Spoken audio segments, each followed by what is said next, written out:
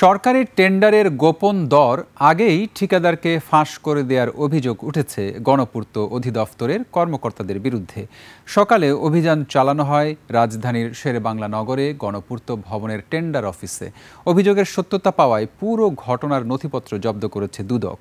বিস্তারিত সুমাইয়া খানের রিপোর্টে। আপনার প্রিয় কাপড়ের যত্নে এলো এনজাইম সমৃদ্ধ Arik silver wash detergent powder 500 গ্রাম মাত্র 70 টাকা। প্রিমার্ক। সরকারি অনেক অফিসই যেন দুর্নীতির আতুরঘর। এবার সেই আতুরঘরের একটি গণপূর্তে অভিযান চালিয়েছে দুর্নীতি দমন কমিশন দুদক। সরকারি টেন্ডারে দুর্নীতি ও তথ্য ফাঁসের অভিযোগে নড়েচড়ে বসেছে দুদক। গণপূর্ত অধিদপ্তরের বেশ কয়েকজন কর্মকর্তার বিরুদ্ধে উঠেছে দরপত্র ফাঁসের অভিযোগ। দুদকের সহকারী পরিচালক রাজু আহমেদের নেতৃত্বে সকালে অভিযান চালানো হয় রমনা থানা পুলিশ ভবনের নির্মাণ প্রকল্প, ঢাকা সার্কিট হাউস আধুনিকায়ন এবং শেরেবাংলা নগরের গণপূর্তের 12 তলা ভবনের টেন্ডার অফিসে।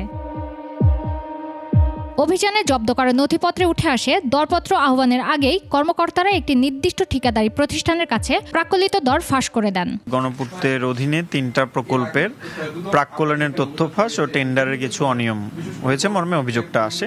সেই অভিযোগের সত্যতা যাচাইয়ের জন্য আজকে এখানে এসেছি। প্রাথমিক যাচাইয়ে অভিযোগের সত্যতা পাওয়ায় পুরো ঘটনার নথিপত্র জব্দ করে দুদক।